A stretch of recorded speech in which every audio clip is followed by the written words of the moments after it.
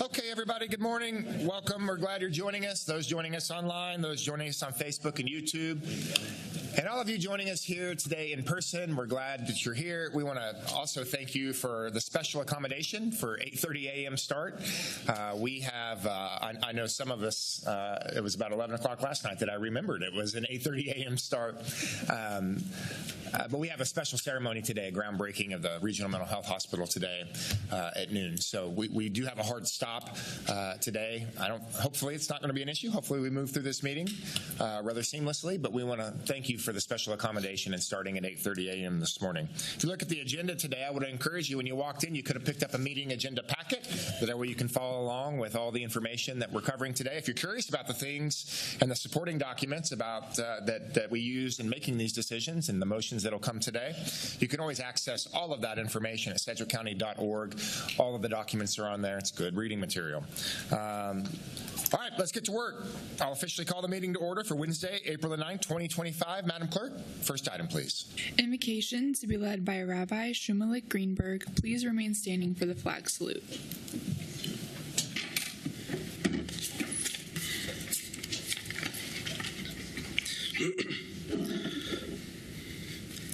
I would like to begin this prayer with an act of charity.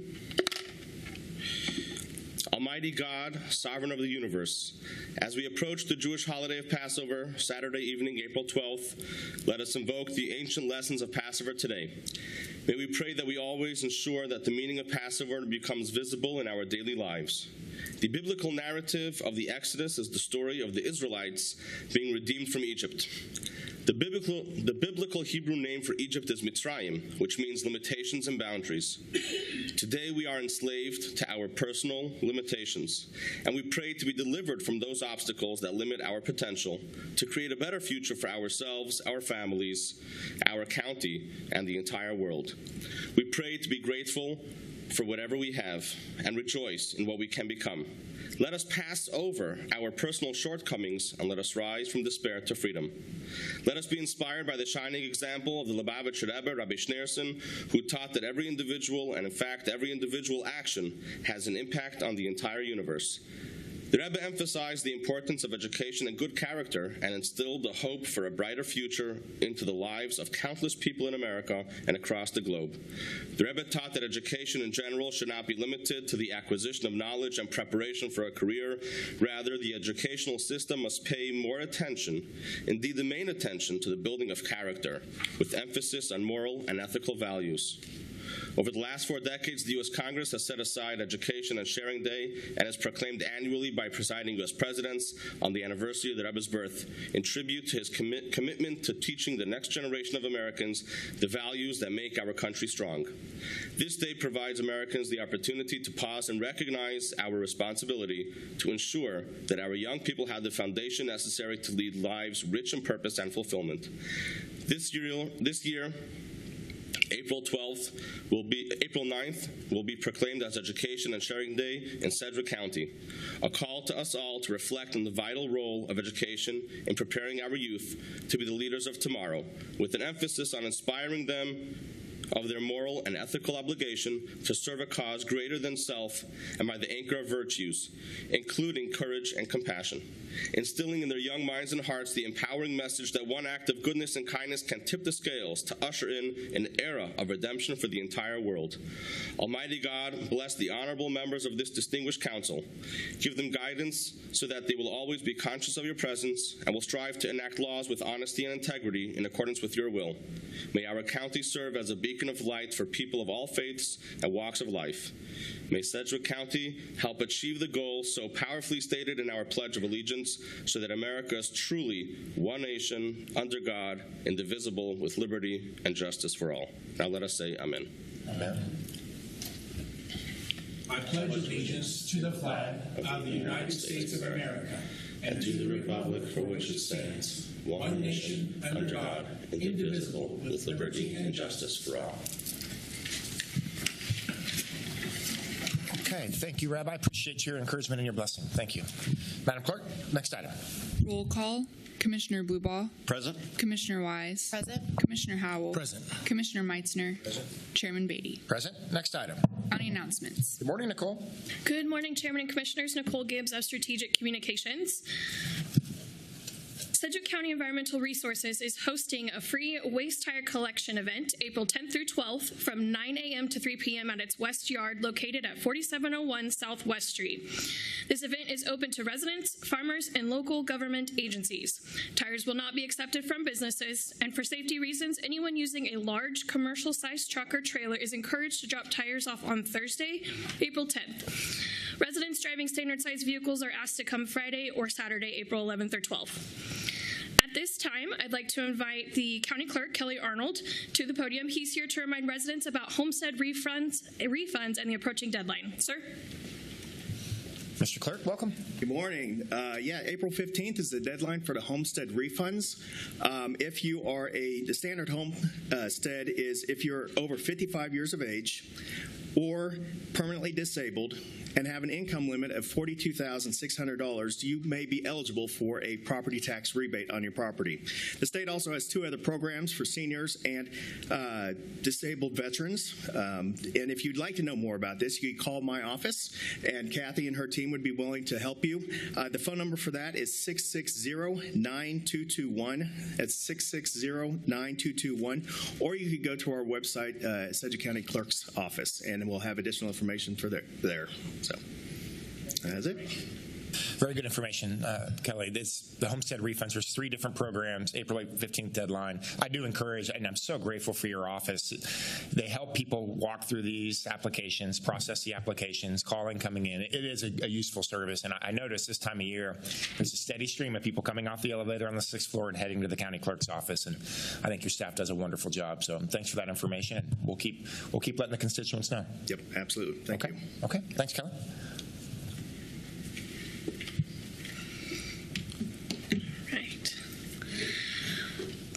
We have another quick reminder.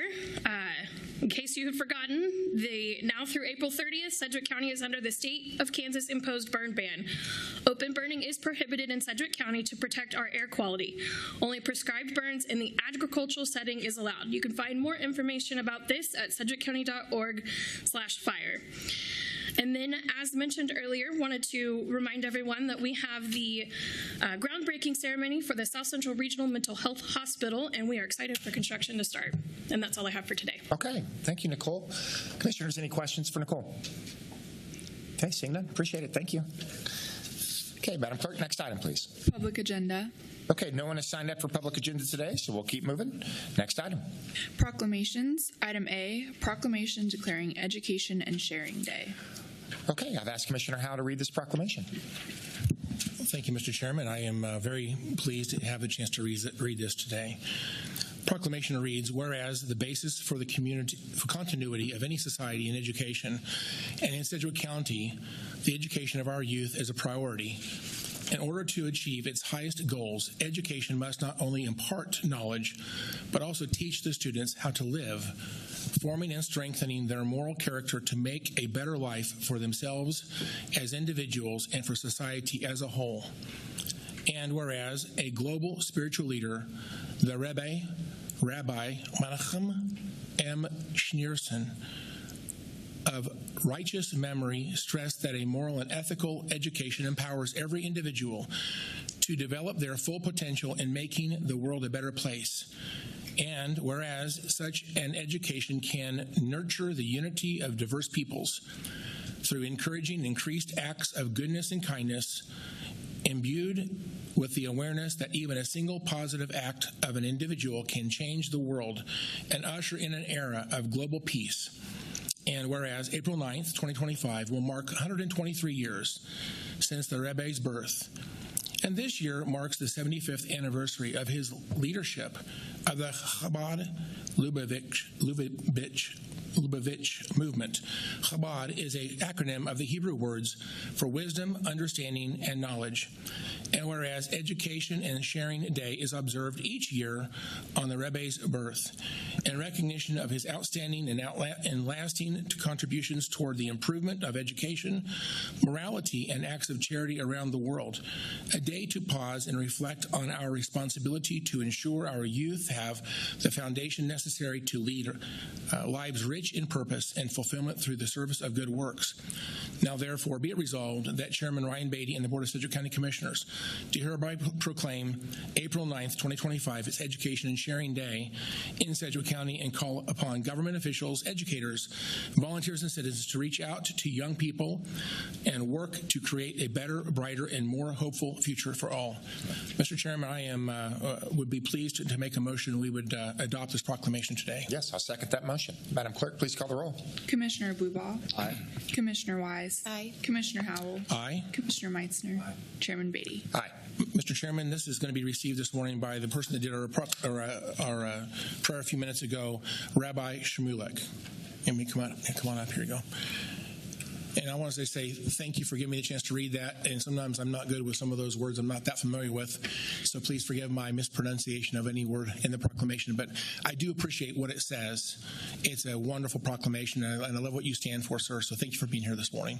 Well, thank you very much. And I know we do this every year. And I actually wanted to talk about this concept where, every single year we have the same proclamation. Why do we have to do it again and again and again and again? And in Judaism, we have this concept in the times of the Mishnah where the students would study teaching 100 times, and those who were great students would study it 101 times. And you think, why do you have to repeat it again and again?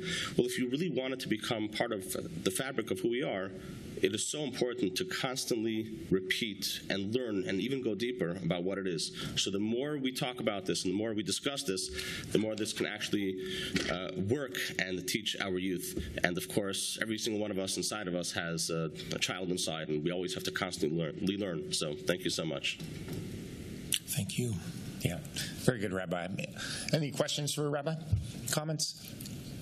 Thank you. We do this every year, and we do it because it's important, and the message that you deliver is incredible. So we appreciate that, Rabbi. Commissioner? Mr. Chairman, I'd like to ask, Rabbi, would you be willing to share, is there a way that people can connect with you, or is there a website or a place they can go to learn more about what this is about today, or get to know more about what this stands for? How would someone connect with you on these ideas? Right. So we have actually our website, which is chabadwichita.com.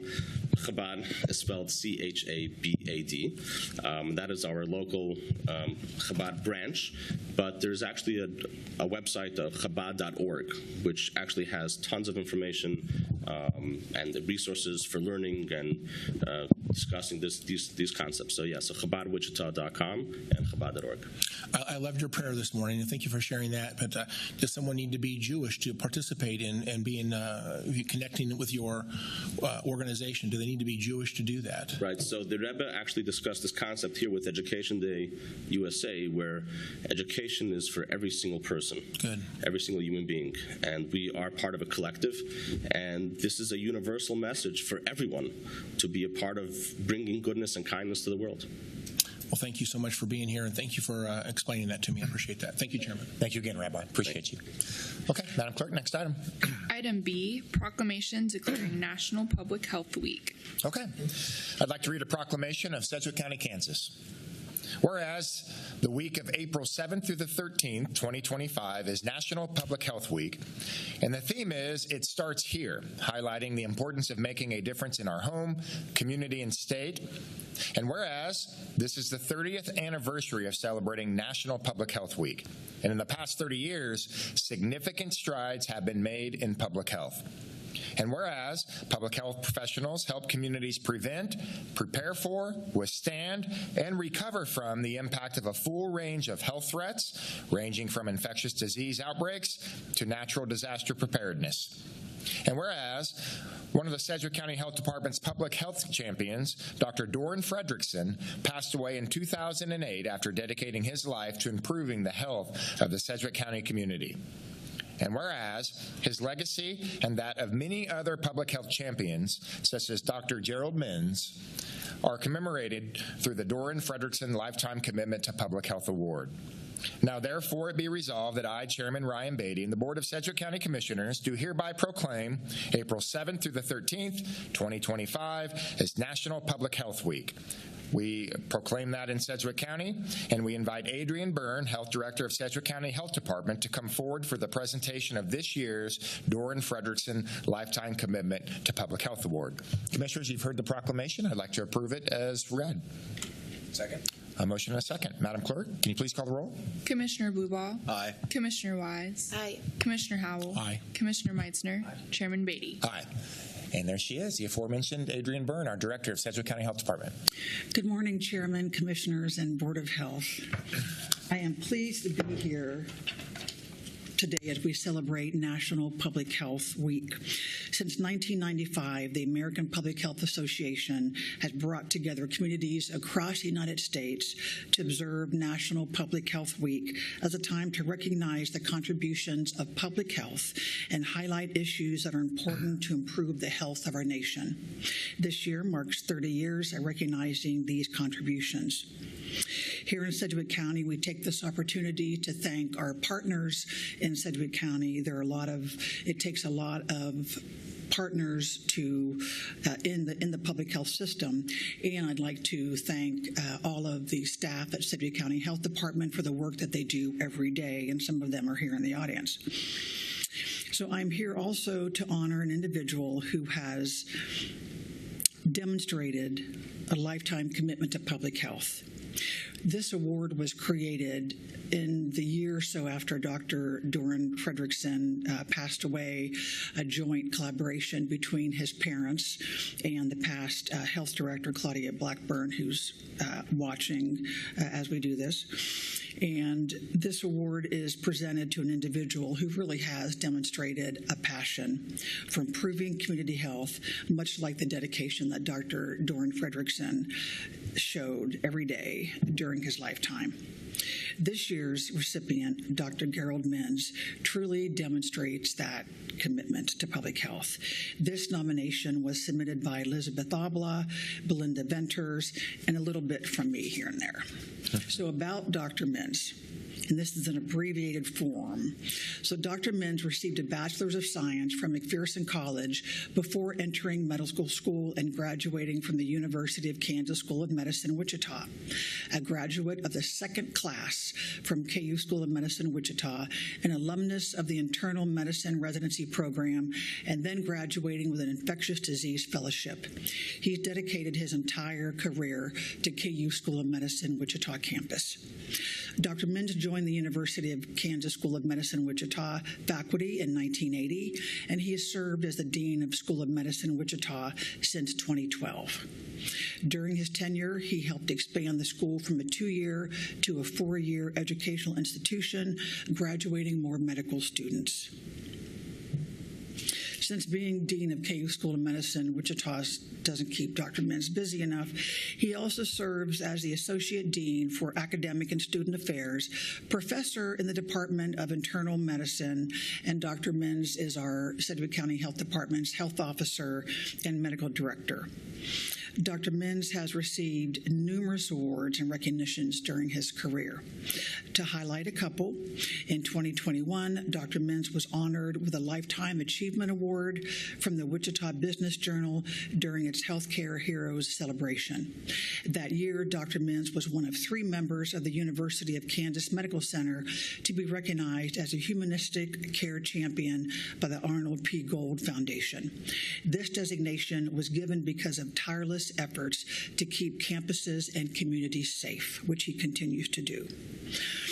Dr. Menz is a calm in the storm, and that was evident many times over during COVID as he led the community with offering guidance to physicians and the community on science-based recognitions, and I definitely benefited from that calmness many a time during COVID. Dr. Menz has supported the Masters of Public Health at KU School of Medicine, Wichita, and he is supporting an initiative being developed with faculty in the Masters of Public Health to train, educate, and support health officers across Kansas. Dr. Menz has a wealth of knowledge that he regularly shares with medical students and residents. Dr. Menz demonstrates the fine line between medicine and public health. Since 2008, Dr. Menz has served as the health officer for Sedgwick County Health Department, and for many years before that, he was our tuberculosis consultant, which he continues to be today. So today, we, the Health Department, do rely on his expertise and guidance with chronic and infectious diseases. Dr. Menz still meets weekly with our tuberculosis staff, meets monthly with our epidemiologists and disease investigators, usually comes over Tuesday mornings to talk with my deputy director and myself, and is known to stop by in between that. Always a pleasure to see him. Dr. Menz has consistently dedicated his time and energy to protecting the health of Sedgwick County residents, Kansas, and the Midwest. Dr. Menz is a pleasure to work with. I smile whenever I see Dr. Menz. As our health officer, he brings so much to the Sedgwick County Health Department. Besides the vast knowledge and experience he offers, we truly look forward to seeing him when he comes. Dr. Menz is a kind and gentle soul with a dry sense of humor and wit. He truly cares about people in our community, as Dr. Dorn Fredrickson did. Dr. Menz was a colleague and friend of Dr. Fredrickson. It's my pleasure to present him with a Lifetime Commitment to Public Health Award.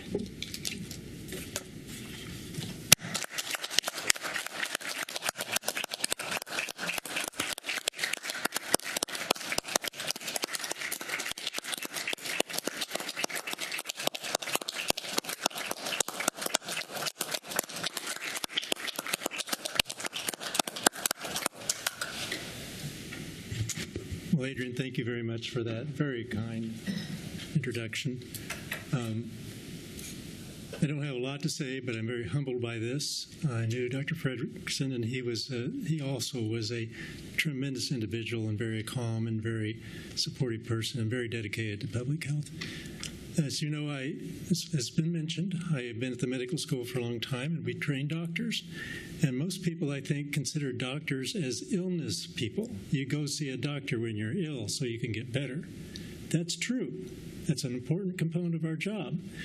But we also work on keeping people from getting ill. And that is, in my opinion, that's public health, keeping people healthy so they don't have to come to see us with an illness.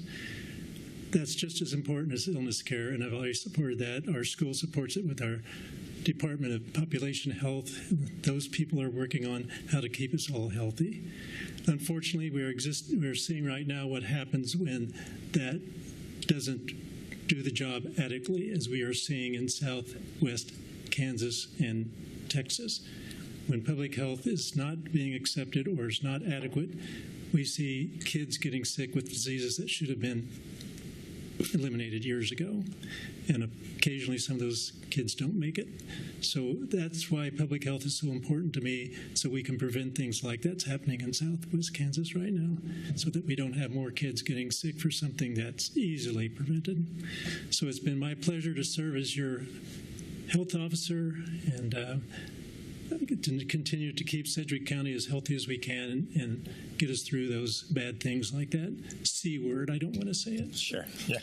So thank you very much. Dr. Menz, congratulations. If you'll hold for a second, I think we got a few questions and comments. Commissioner Howe. Thank you, Mr. Chairman. I just wanted to just share, I'll say the C word, and I'm sorry, that needs to define, if you will, a legacy, but that was a very tough time. When we discovered COVID was coming into America at the very beginning of 2020, it was very, very fearful. A lot of fear in our community. And I would say, I know that people are probably aware that we didn't agree completely on everything. But I do want to just share with the world that you are a very kind soul, and you're very smart, and your heart is exactly where it needs to be. You did a good job leading us through a very difficult time. Even though we didn't agree necessarily on what needs to happen, I would like to just share that I have no ill with you at all. In fact, I have great respect for you.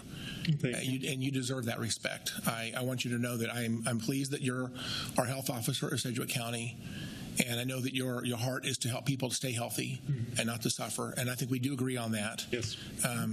We might disagree on how to do that, or other aspects of conflict, if you will, that are very natural. But at the end of the day, I get along with you just fine. Yep. I have huge respect for you. And in fact, I think you're a dear soul, and I'm so glad you're part of Sedgwick County. So I just want to share that. People say, well, Dr. Menz, he was whatever. Listen, you're a good man, and you're very good at your role here at Sedgwick County. So I just want the world to know, as a senior commissioner here, I went through that entire process. It was a very difficult time, and no one knew exactly what we should do. We did the best we could. I think we did it very well, by the way.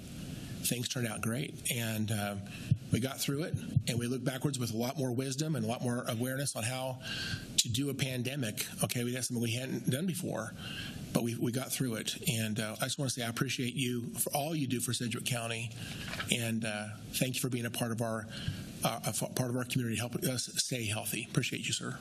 Well, thank you, Commissioner Howell. I want to reiterate some of the things you said. None of us had been through a pandemic before. No one had the magic book about how to get through a pandemic. We were all struggling with what's the right course to take. I never took anything in our debates as an attack against me personally. I know we were all just trying to figure out how to get through this, and we did. And hopefully that will be the last one any of us have to see. Yeah, very gracious. Commissioner Meitzner. Dr. Menz, good morning, and congratulations on this award. We didn't know each other very well, but we got to know each other really well. Yeah. Forged a relationship that is very respectful for you, and thanks for our friendship. And you were courageous publicly, and we had some private meetings with some key individuals that we all worked through this and at that time. But that was yesterday's chapter, and I just want to let you know that some of the medical people, the doctors that I know, that when something about you comes up, everybody that was one of your students or pupils, it was like everybody in this town, one of your students at one time. Almost. Okay, well, anyway, I think so, because they all speak very highly of you, and so just thank you for what you've done for our community. And I look out my window up here and I see that big crane for the KU, the Bioscience Center, and looking forward to that too. So thanks again. You're welcome. Congratulations. Dr. Menz, I was struck when Adrian was reading a little bit of your bio, and I know that's just a snapshot and a very brief overview. But you spent your entire career with KU Med, the Wichita campus. Would you mind, I think you would be the ideal person to kind of tell the community, where are we at with KU Med now in Wichita, and what's the impact that KU Med has here on this community? Sure, I'll be happy to say a few words, and I'll start back. The school was approved by the legislature in 1971. At that time, all the medical school programs were in Kansas City at the Med Center, which everybody's aware of. The legislature approved us because we were not training enough physicians for this state. And the legislature, in their wisdom, thought if we established a second campus that's a little further west in the state and maybe a little closer to the western portion of our state, and was training their students in a community setting as opposed to a traditional medical center training, that maybe we could train more physicians that are willing to go practice in those underserved areas. And we've been doing that now for over 50 years, and I think our legacy shows we were successful. Yeah. So we now train about 70 students graduate from this campus every year with their colleagues in Kansas City, in Salina, who comprise another 130, something like that. With the completion of the building, all of our students who come to Wichita will start here as freshmen. We still have a number of students who have to do their first 2 years in Kansas City because we didn't have the space to bring them all here as freshmen.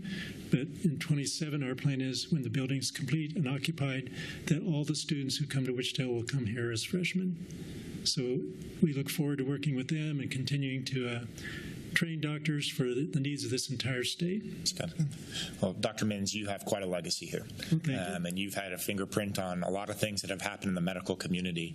And I would also say that aside from what we're seeing right now, a generational impact with the biomed school that's coming and all the plans of transition that's going to happen there, I think one of your bigger impacts is the legacy you leave behind with the people that you've taught and you've mentored and you've helped guide them in their early medical career. I will tell you that aside from just medical practice, but the community and population health, I'm looking at one of your disciples up there now, Dr. Elizabeth Abla, and what she's done for this community and what she continues to do in this community with water contamination and these discussions. So she's part of your legacy, and there's a lot of people that are part of your legacy, and I think we're going to be talking about the imprint that you've had on this community for a long, long time, sir. So you are very much deserving of this award and this honor, and this community appreciates you greatly for the impact that you've had. And you reminded me to also thank Dr. Abla, who is very sneaky in making nominations without my knowledge, but I do appreciate what she's done for the school and what she does for our population health department. We appreciate her too. Sir, congratulations.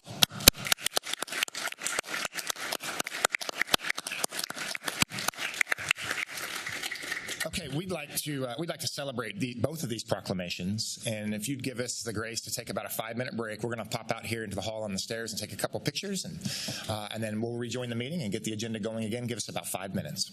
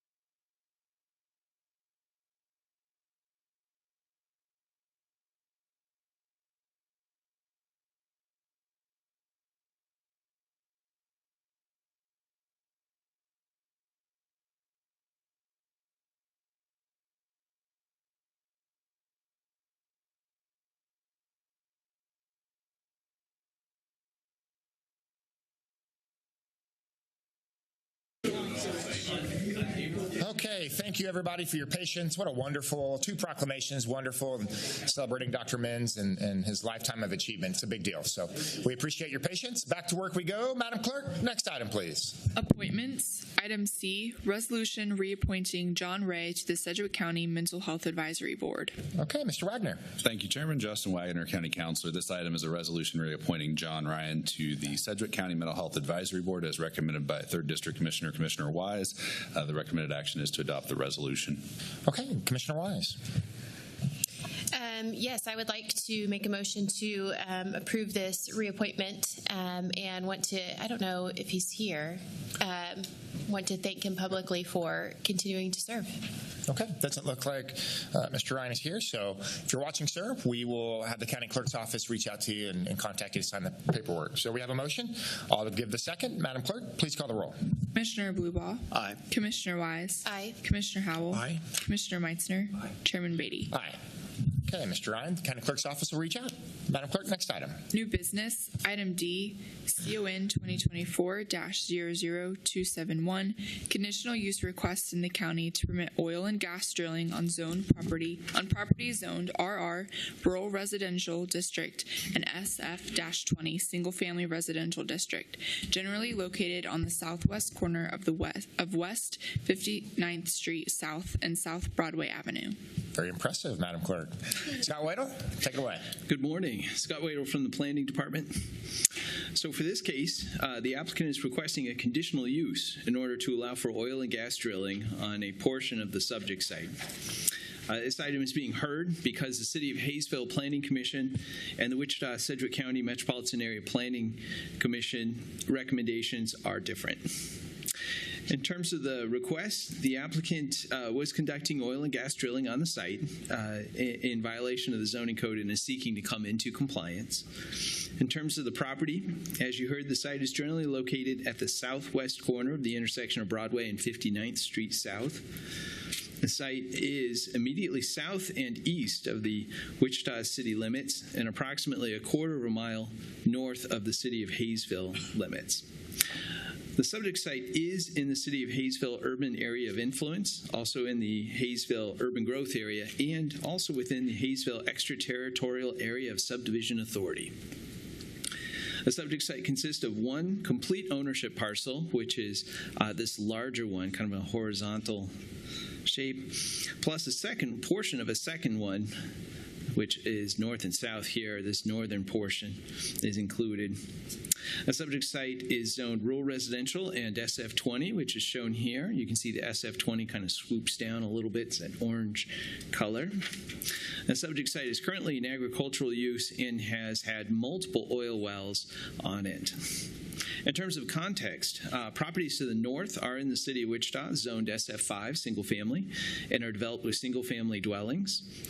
And some of the properties are undeveloped. You can see those up here, and some are in agricultural use.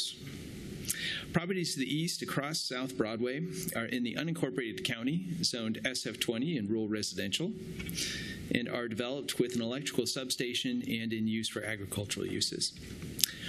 Properties to the south are in the unincorporated county, zoned rural residential and GC general commercial, and are developed with single-family dwellings, agricultural uses, and an auto repair service facility.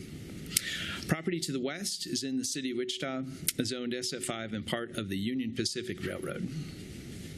In terms of the staff report provides additional information about the requirement for the conditional use, the proposed site plan, and screening requirement. In terms of review, on January 9th, the Wichita-Sedgwick County Planning Commission accepted public comments and deferred the public hearing to their February 13th meeting. At that meeting, the meeting on January 9th, one member of the public spoke in opposition to the request, citing concerns that oil might be drilled under their property, of odor issues, and questions about if the drilling would contaminate their water well and if it could create sinkholes. The Citizen Advisory Board for District 2 chose not to consider this application. On January 9th, the Hayesville Planning Commission considered the case. That Planning Commission recommended denial. That vote was 3-1-1, so there's one abstention. One member of the public spoke in opposition with concerns about foul odors, possible contamination of water well, and questioning if the applicant, again, was contemplating drilling on that individual's property, which I would emphasize is not the case. This is really just about the subject area. On February 13th, the MAPC considered this application and recommended approval of the request subject to the conditions listed in the staff report, and that vote was 14-0, so it was unanimous. In support of the motion, the Planning Commission found that the removal of restrictions would not detrimentally affect nearby property and that the use would not have negative effects to the public health, safety, or welfare. No members of the public spoke on this item at that public hearing. No protests were received for this case.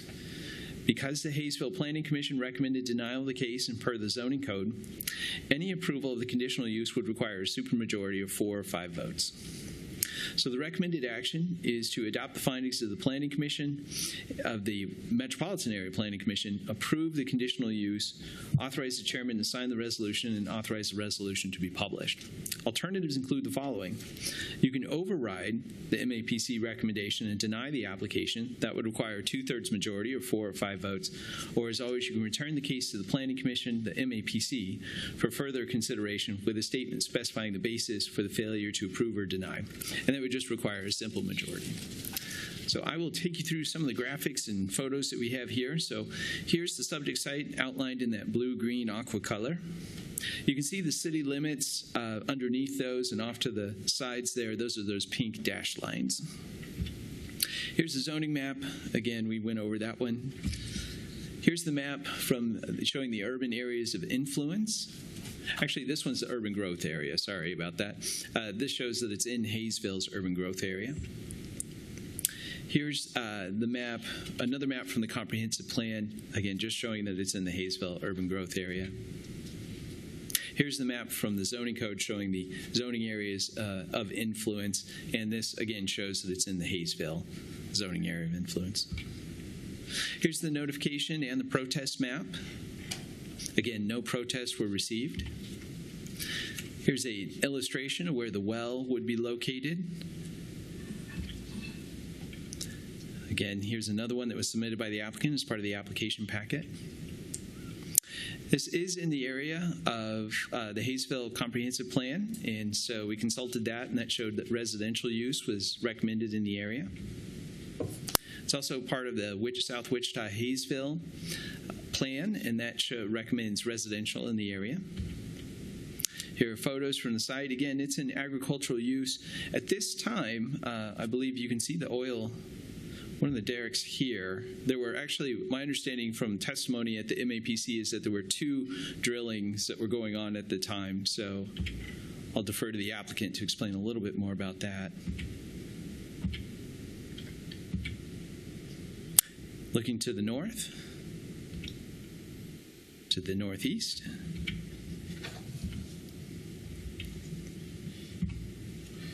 And this is a shopping center to the south. I'm sorry, it's not in better focus. Okay, with those, I'll just go through those. All right, stand for any questions. Okay, thank you, Scott, for that. Before we move on with some questions for Scott and staff, I want to give the commission an opportunity to declare ex parte communication that they've had. Commissioner Blueboy. I have not. I have not had any ex parte communication other than I just said hi to them when they walked in the door. They're very friendly. I also have not had any ex parte communication. I remain open-minded on the facts of the case. I have not had any ex parte communication either. And I've also had no ex parte communication on this case. A second point before we move forward is I'd like to acknowledge that the agent or the applicant's legal counsel has submitted a memo to the county. Every commissioner has now been given a copy of the memo, and we'll make sure that we get this submitted for the public record. That way the public can also see the memo as well. So I want to make an acknowledgement for that. Okay. Any questions or comments at this time for Scott or staff? Okay. Commissioner Blueboy. Thank you, Chairman. I just had a little bit of questions from a Hayesville City Council member, and they were concerned with the groundwater contamination. You said there's been wells here in the past. How can I alleviate those concerns that a new well is not going to contribute to groundwater contamination? Sure. Yes, sir. Well, I think what would help to alleviate that is knowing that the state of Kansas regulates these and that they're going to be responsible for helping to ensure that there's not issues. And I'm not very well versed in all the technical details, but to know that they have experts who are doing that and are permitting that. So, and I believe that there are also inspections involved as part of that. Okay. Thank you. Okay. Very helpful. Other questions for Scott at this time? Just wanted to confirm. Yeah, Commissioner Meinster. Yeah, Scott, so the applicant, the application in front of us that your staff has recommended approval. You know, if I could, sir, initially we are the first recommendation out of the gate because we consulted the comprehensive plan for Hayesville and we consulted the South Wichita-Hayesville plan. It showed residential in the area. And because of the proximity to the residential to the north, our recommendation was for denial. And I think you see that reflected in the vote that the City of Hayesville's Planning Commission took because we were the first ones out of the gate, as always, before public comment or any of that. Hayesville was the second entity that was to provide a recommendation on it. But then as the conversation progressed and as we did not see a large turnout with public comment in opposition, I think that's what you see is you see the testimony from the applicant I think was very important for the MAPC's consideration, as well as you'll see that there weren't very many people who came out and spoke against this. So I believe that those were contributing factors towards the recommendation for approval from the MAPC. And you had the protest zone map, had 0 protests officially. So the vote today, because the Planning Commission approved it 9-0 or 9-0. It was 14-0, so unanimous. Okay. So I want to get down to the vote. Just a simple majority passes this? Not in this case. And it's because of the urban area of influence. It's because the City of Hayesville recommended denial. It will require 4 out of 5 votes. Okay. All right. That's what I wanted to clarify. Thank you. Okay. Good clarification. Commissioner Hale? Just a correction. I have a couple of questions and comments. But the correction is that the record here shows it carried 13-0. I'm not sure if that matters or not. Oh, interesting. Sorry, sir. On page 42. Well, thank you for that. Excuse me. Excuse me. There was some concern by a few folks regarding responsibility towards would there be any water table contamination for people who are on water wells and possible oil that would be seeped into the earth that would cause any type of toxic ground situation. Is there any way we have some assurance that those two things are not a concern, or how do we know how to answer those questions? At this point, again, relying on the state for the licensing of this, and the other option would be to consult with environmental health for the county. We have not done that, but that is another option. I guess so. Again, some of those concerns apparently were raised by some of the folks in the area. It looks to me like, though, I think you've already probably said this, but I'm looking at the pictures and stuff. This is already installed, correct? Yes, that is correct. So if we were to deny this, they would have to remove it? Things would get somewhat complicated, but yes, they would no longer be allowed to have this particular use. So then it would come down to the similar process with other cases where we investigate it, confirm that it's there, and then they receive letters of warning, and then there's enforcement actions that would take place. So being conditional use, what other things can they do on this property if this is approved? Anything that's allowed for that type of zoning? Since this conditional use is approved. If it is approved, then they can do all the same things that they still can do. They're not allowed to do anything else in addition except for oil and gas drilling. And can they put other oil and gas wells on the same property as much as they need? And there's nothing in this that restricts that? They would have that opportunity, but they would have to have a review. Part of the conditions as part of this is that they would have to have a review and approval of a site plan that would show where those additional wells would be. There would also be a review by fire and others as well. Okay. I probably have maybe another question after we do public hearing, but thank you so much. Mm-hmm. Okay. Any other questions for Scott at this time? Okay, hang close. Is the applicant or the applicant's agent wanting to provide comment? Yeah. We'll be fairly brief. Sure. Well, we welcome you down.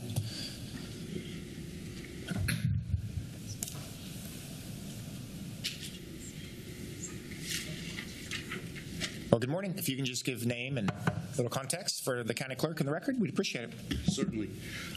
Good morning, Commissioners. My name is Chris Steinkamp. I'm a lawyer with Depew, Gillen, Rathman, and McIntyre. I represent Bear Petroleum, who is the agent for the applicant, and the applicant is actually the landowner. And I think I can give you a little bit of context that may respond to some of your questions, and then I don't want to belabor this, but just to set the record straight, if you will, as far as what's going on. This is an area, and you can see if you look on the map here, you see these things coming off of these roads. I'm not sure what road that is. It might be Meridian. Those are also oil wells. Oil well drilling started in this area in the 20s, and by the 50s, this was a pretty major field. It was known as the Gladys Field, and there are a lot of wells here. Mr. Schramer has some maps he can show you that will tell you where all those wells are. There's a number of wells on this property that have now been plugged. So this has been an oil field for an awful long time, longer than the city of Wichita has been close to this area, or the city of Hayesville for that matter. Also, it has been an oil field since before either cities or counties had zoning authority. So it is maybe the ultimate pre-existing use, if you will. So I think those are important points to remember. If you'd like to go through any of the golden factors which talk about zoning, we can certainly do that, but this is an appropriate use for this property because that's what it's been used for probably over 100 years, frankly. So that's one factor, and like I said, I don't want to belabor this. I know you'd mentioned that you have my letter that I submitted, and I have a physical copy if anybody didn't have it. This is also an area that is just simply not permitted for counties to regulate, frankly. This is exclusively regulated by the state of Kansas. There's 2 statutes. There's a Supreme Court decision. There's Attorney General's opinions. These are not things that counties regulate. And to shift from that to some of the concerns about the environmental matters, I've been an environmental and oil and gas lawyer for 32 years, and I've cleaned up a lot of these kinds of things. The state requires that all of the potential freshwater zones that exist near the surface are all screened off by casing. That's true in this well. The productive areas where this well is actually producing is over 3,000 feet from the surface. So it's a long ways down to where anybody is likely to be impacted. None of that material ends up on the surface except to the extent it comes out of a pipe and goes into the tanks that are present there. Bear Petroleum is regulated by the state of Kansas Corporation Commission that has all of the appropriate permits from the Kansas Corporation Commission, is in compliance with all of those and will continue to be so. And so,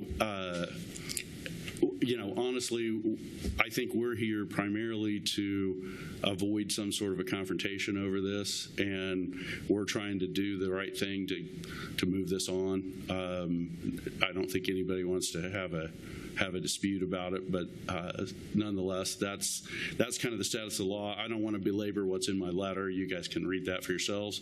And I would just say if there's other questions for me, I'd be happy to respond to them. And then I'm going to turn it over to Dick Schramer with Bear Petroleum, and he can give you a history. He's lived out here for most of his life, and I think he can explain a lot of what's going on out here. So if there's any questions, I'll be happy to answer them. Okay. Mr. Schramer, why don't you, if you'd like to provide comment, and then we can maybe do questions, comments to the applicant at the same time. I have just a couple of sheets of paper I'd like to hand out to you that might help you follow me. I don't know if I should have got that done. No, it's okay. Yeah, not a problem. Nicole with communications will come down and grab those for you. One is a map of the area with all the plugged wells on it. And another one is a copy of one of the little wells. I'm going to step out here. I'm sorry, one of each. Thank you. You'll notice these little roads over here to the left, these wells were drilled in 58. I'm the producer and the operator on them, have been for going on 40 years. This little well to the east, that's a tax statement on that well from 2024. And you'll see that that little well paid almost $4,000 in taxes, 993 going to the county, and $1,962.75 to the school district in Hayesville. Now, that well was probably drilled in 1958. Okay, so that's what the handouts are. We'll come back to that. A little bit on myself. I've been doing this oil business. Went to work early on, and this is my 54th year, so a little bit of this I understand. Back in 1979, I was working for Gulf Oil out of Barber County, Medicine Lodge area, and I was promoted and transferred to Sedgwick County, and actually I was given everything east of 14 Highway, which is basically Anthony, Kansas to Bellevue, from Oklahoma to Nebraska. Actually, in a company house at 58th Street. So this has been my backyard for a lot of years. This well is drilled at 60th Street. So I know the area there for years, septic tank there for years. I know how things work in this area. There are no services. And I'm going to go ahead and touch on that water thing, being that we're talking about that. There's no water reservoir in this area. It's surface with the river, okay? And down at about anywhere from 55 to 60 feet below surface, there's a shale. And if you drill through that shale, which is salt water. As far as and it's potable.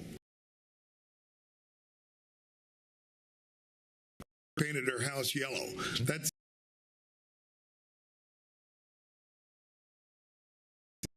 180 feet cemented it back to surface. This to surface. We got 3 layers. Okay.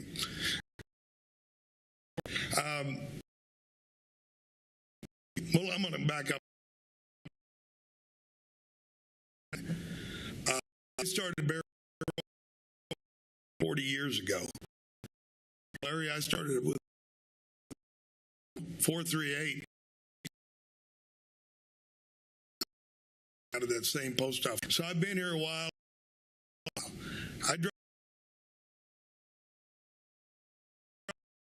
I drive by it every. So that's a little bit about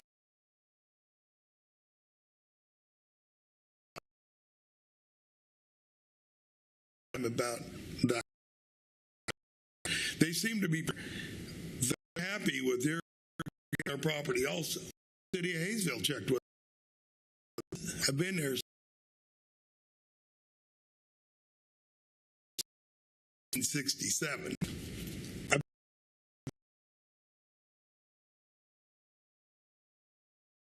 How many more wells?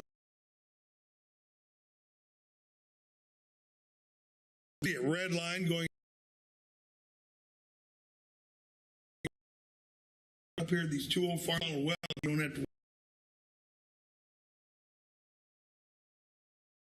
The red line over, up and down on that property, down to 3160 and going out. This well will be a property. It'll be checked by. We'll also acknowledge it's also included into public X's are 13 plus. Family built a house on a plugged oil. 13 of them in there. Wells with my new well. Any questions?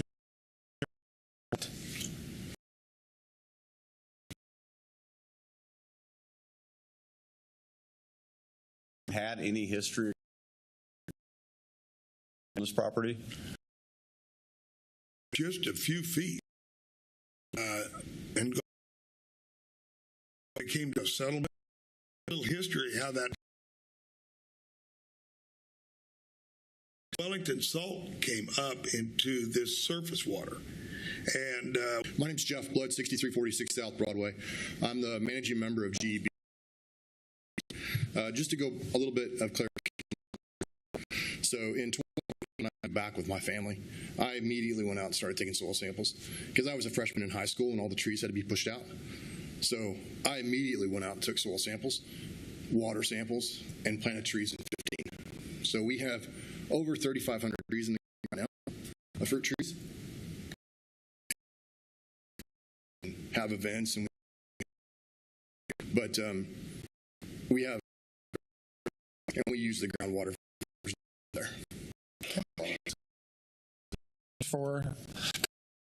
I just want to say I've always wanted to meet you. I had to eat the peaches from that day when I was the best peaches I ever had in my life. And more.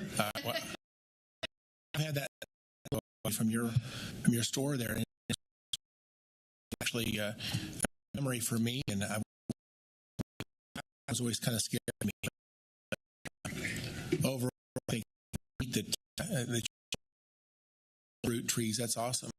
So anyway, that's nothing to the case. Old memory. Thank you. Very good. Okay. Anything else for Mr. Blood? Yeah, Commissioner Bluebell. Thank you so much for coming up and speaking. And I appreciate, I know you're a good steward of the ground down there, and I appreciate everything you guys are doing down there. So thank you. Thank you. Okay, very good. Thank you. Thank you. Okay, we're still in the public hearing section of the zoning case. Anybody else?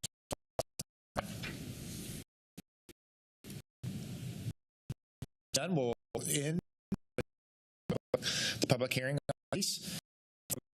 Discussion back to the bench. Commissioners, any questions or comments? A quick one.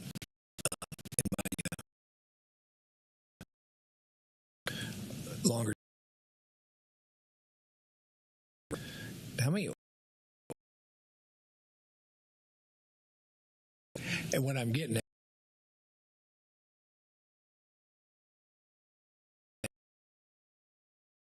Commissioner Howell, but the Planning Commission. Sir, I've 5 years. How many? I'm not sure that I have a complete.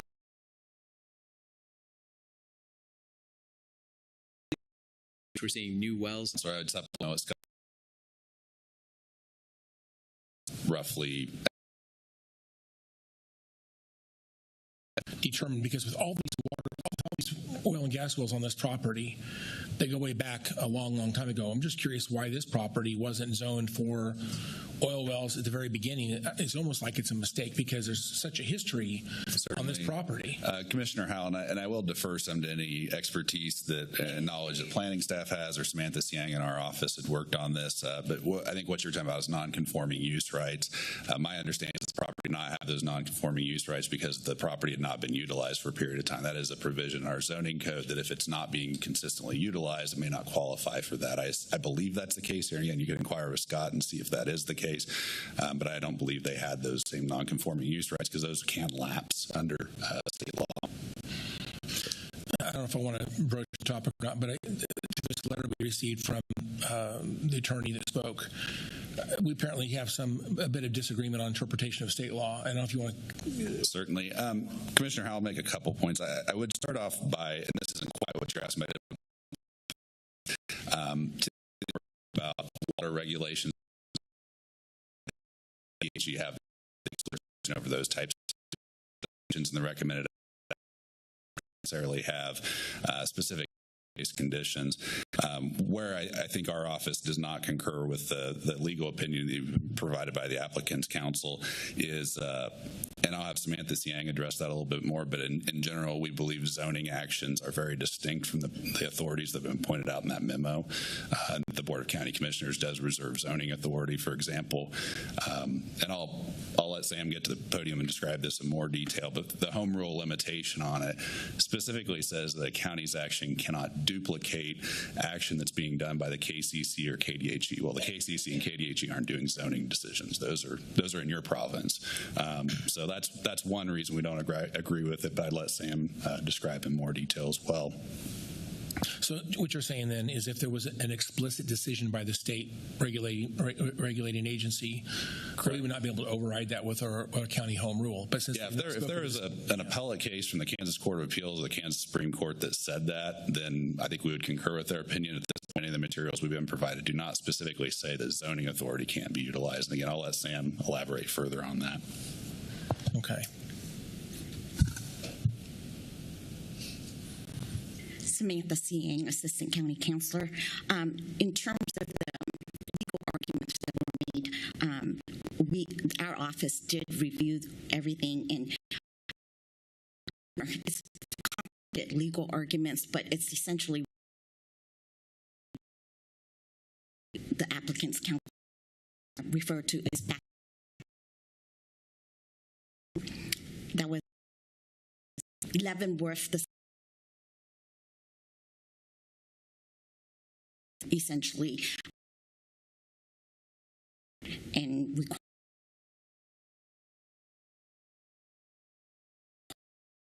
in our case, it's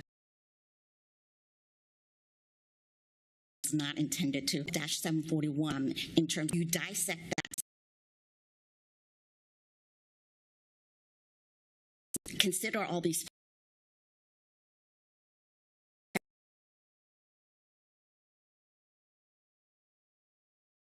So there's of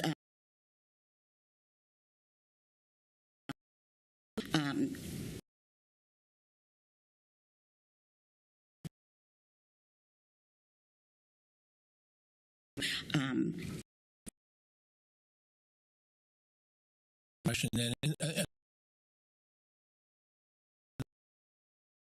state countywide zoning, they case, so we as long to get them to kind of, okay. Conservation Division. We pay for intent to drill with them. They come out and inspect intent. They send a copy.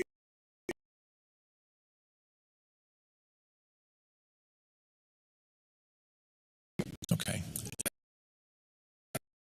About it, but I don't know if the county appoint that communication to the point where we did not. Said there's a. Thank you for that. That they've issued some type.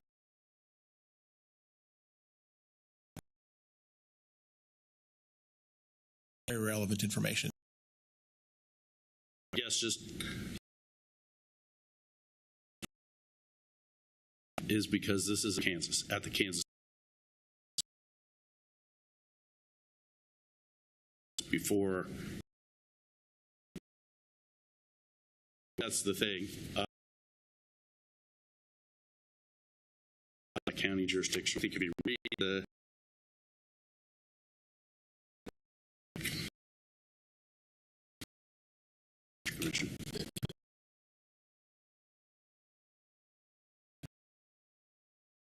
Any other discussion?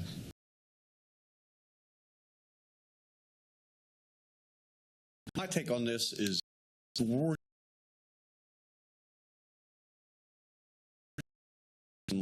legal opinion to adopt the findings of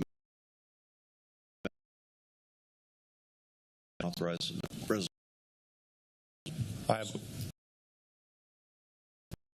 Madam Clerk, please call the roll.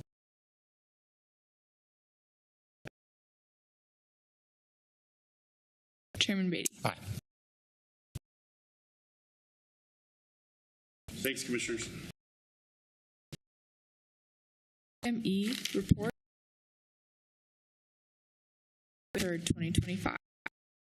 Good morning, Mr. Chairman. And the meeting of the board, we have two seeking your approval. Software renewal for this recommendation is a quote from U.S. business where the amount. Our last item, hardware, software, and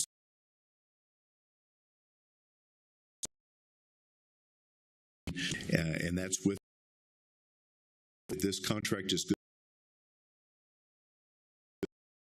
renewed as provided by you. Happy to try to answer approval. Okay. Two items. Commissioners, any questions or comments on these items? Okay, seeing none, I move to approve the recommendations of the Board of Bids and Contracts for April 3rd, 2025. Second. A motion and a second. Madam Clerk, please call the roll. Commissioner Blubow. Aye. Commissioner Wise. Aye. Commissioner Howell. Aye. Commissioner Meitzner. Aye. Chairman Beatty. Aye. Thank you, Commissioners. Thank you. We got there, Joe. We got there. Madam Clerk, next item. Consent agenda. Okay, Manager Stoltz. Good morning, Chairman. Commissioner Tom Stoltz, County Manager's Office, recommending approval of consent items F through N on the regular agenda. Okay. Commissioners, we've all been briefed on these items. Any questions or comments? Commissioner Blubow. I'd like to pull item I, please. Okay. We're going to pull item I for discussion. So I'll move us forward on the rest of the consent agenda. So I'll move to approve consent agenda items F through N with the exception of item I. Can I have a second? Second. A motion and a second. Madam Clerk, please call the roll. Commissioner Blubow. Aye. Commissioner Wise. Aye. Commissioner Howell. Aye. Commissioner Meitzner. Chairman Beatty. Aye. Okay. Motion carries. We'll return ourselves back to item I. Will you call item I, Tom, and that way we know exactly what we're dealing with here? Well, Chairman, I think item I is the local match funding agreement between Sedgwick County and the Health Foundation, Kansas Health Foundation. Commissioner, you want to ask a question or want me to just go? Or? No, I basically just wanted to ask some questions. Back in when I was on the Wichita City Council, we had the $4 million minority health grant. We had changed from the partners that were administering the program. We had changed that to Dr. Ablaw, and since then, I don't know if this is direct from that funding or not, but I'm getting a lot of people reaching out to me because there's television commercials that are about addressing COVID again, and it looks like they're highlighting certain political candidates, and the same thing with the billboards. I'm getting calls. And I'm just trying to. I don't know whether that is being paid for from those funds or not that Dr. Ablaw was administering, but I want to ensure going forward that none of the funds that we're putting into this joint venture that are going to be expended that way. So just looking for a little bit of comfort there. Two things, and I'm going to refer to Justin here a little bit. That's a great question and great point. I think we will watch this both through the written word of the contract, which I'm going to want Justin to talk about in a bit, and then qualitatively, I'm going to talk with the Health Foundation CEO, and I'll talk to Dr. Ablaw personally to make sure that we're cognizant and aware of that concern. I can think of no way we're going to politicize this. We're trying to get some people help through this grant. That's going to be the goal of this, and we'll watch this from a couple of different angles. Justin, you want to talk about certainly? Commissioner Bluewell, Justin White, County Councilor. First, I'd note that Section 11 in the agreement has some standard language. It's typically standard language from the state of Kansas, and as you know, this is money that's coming from the KDHE to Sedgwick County, and in this case, will be going to Kansas Health Foundation. Some of that language would address some of your concerns on this in terms of money going to campaign contributions and things along those lines. Also, I think what you've raised is a concern. If the money was being spent that way, I think it arguably would not be consistent with the proviso from the state legislature that approved the budget for this, and that proviso carries through in our agreement with the state, but also our agreement with Kansas Health Foundation and any subcontractors that they would have.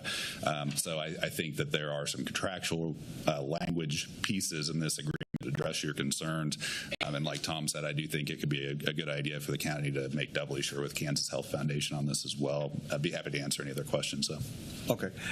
And I guess we'll have an opportunity for a report back too, is to find out how exactly the funds are going to be spent. That's correct, Commissioner. The agreement does have language that says any subcontractors that Kansas Health Foundation would enter into contracts with on this, that they're supposed to tell us who it's with within 10 days of entering into those subcontracts. There are quarterly reports that are required as part of this agreement as well by both Kansas Health Foundation and the subcontractors. Lindsay's at the podium. She may want to address more on this as well.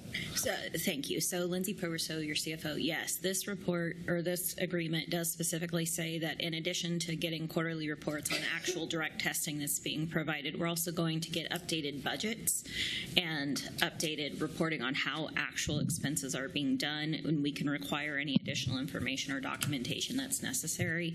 So it will be our intention to make sure that if necessary, if it's something that the commission would want, we can actually ask for receipts, we can see checks who they're cut to, we can get as detailed into this as you all would like. But yes, on the very least, on a quarterly basis, we will be seeing this. And then there are provisions within the agreement that allow for clawback of funds if it is deemed that anything is inelligibly spent.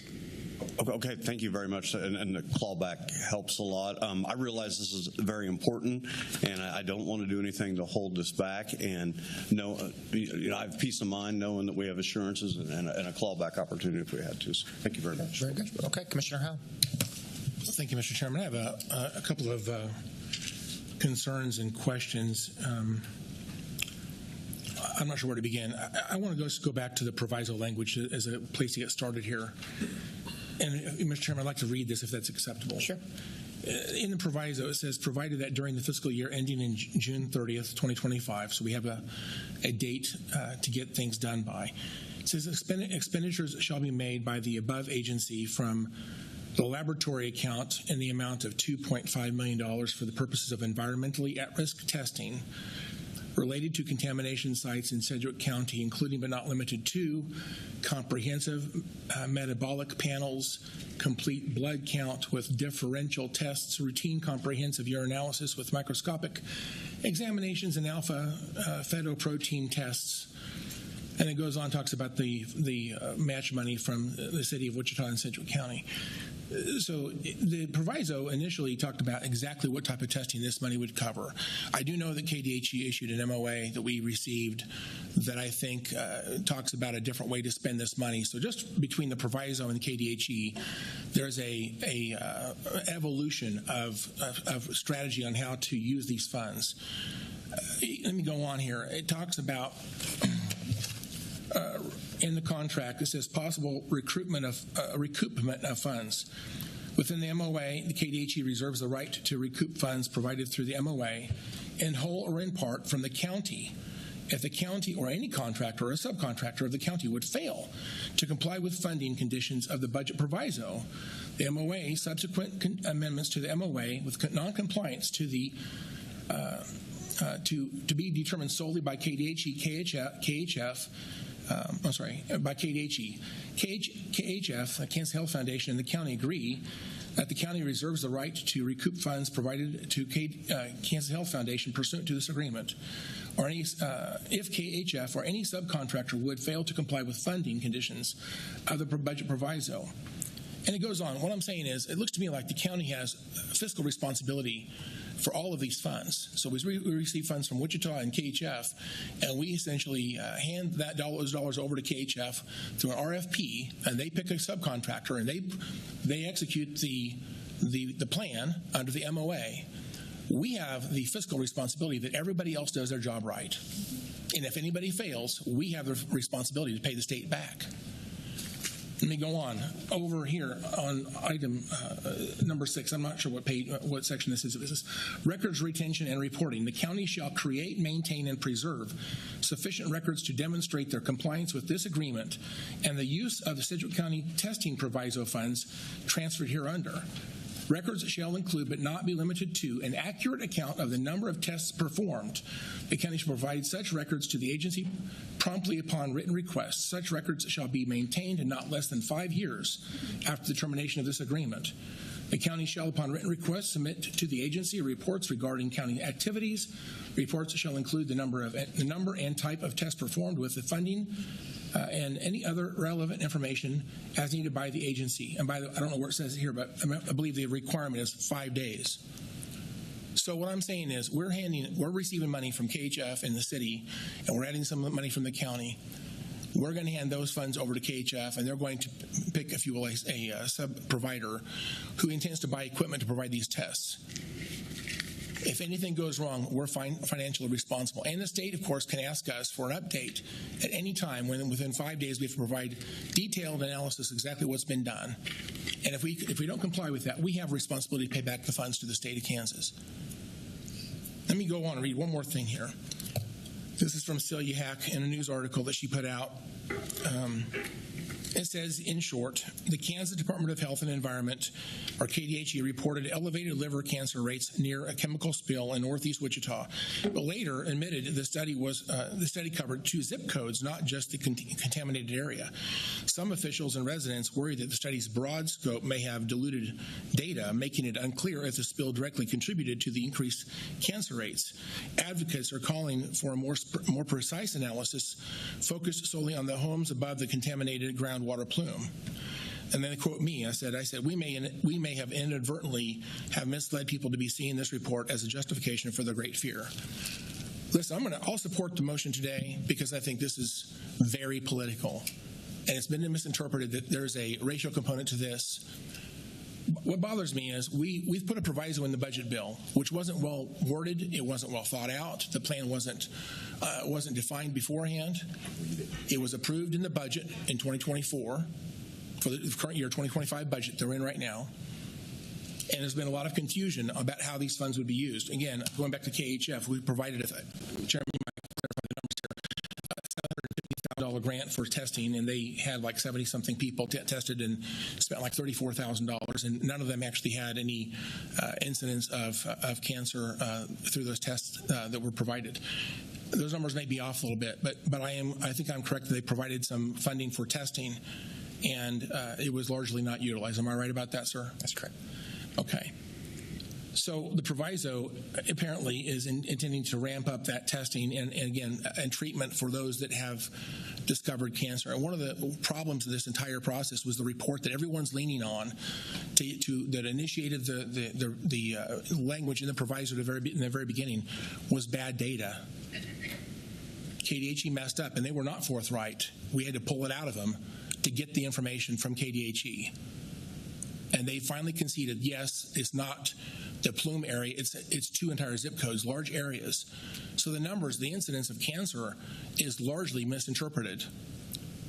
I say this because a lot of folks are living in fear. They feel like they have, again, I don't want anybody to get cancer, and those that get cancer from the environment is certainly a big issue. But I think that this has been misinterpreted and misunderstood by so many, and it's been used to cause fear. It's been used politically by some people. We're so far down this path right now. This is the 11th hour, so I'm not going to change direction now.